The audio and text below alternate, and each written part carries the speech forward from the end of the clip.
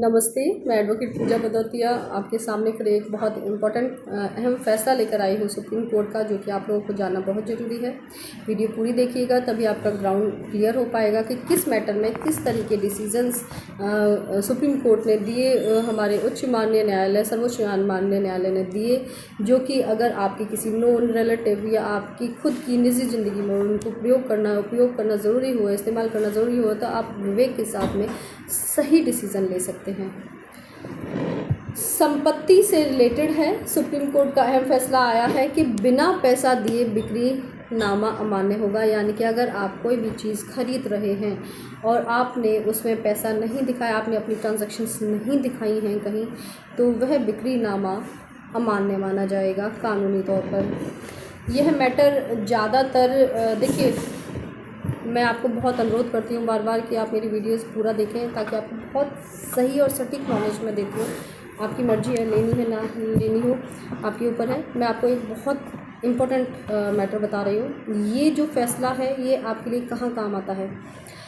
मान लीजिए एक आपने कोई प्लॉट या कोई भी भूमि खरीदी, एक एग्जाम्पल के तौर पर समझा रही हूँ, और इस एग्जाम्पल में भी इस टाइप के अगर आपकी लाइफ में कोई मैटर्स हैं तो वहाँ भी ये काम आएगा। आपने कोई भूमि खरीदी, उसको आपने अभी उसमें पैसा नहीं दिया और आपने ख़रीद ली है, और या अगर पैसा दिया है तो आपने ट्रांजैक्शंस कहीं शो नहीं की हैं, आपके पास कोई रिकॉर्ड नहीं है, कोई एविडेंस सबूत नहीं है, प्रूफ नहीं है इस चीज़ का कि आपने उसे पैसा दिया है,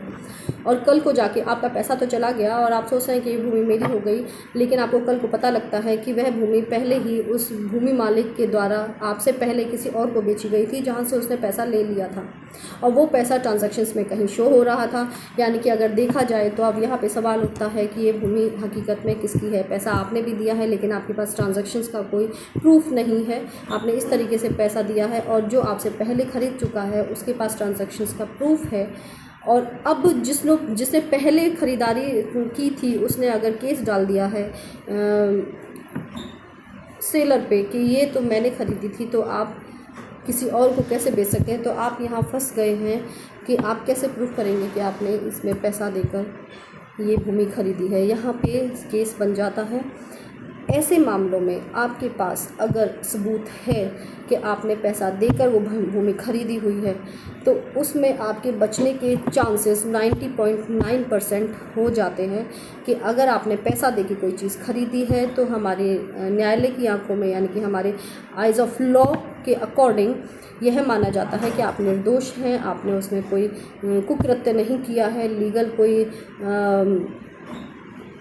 कोई अपराध कमिटेड नहीं किया है, आप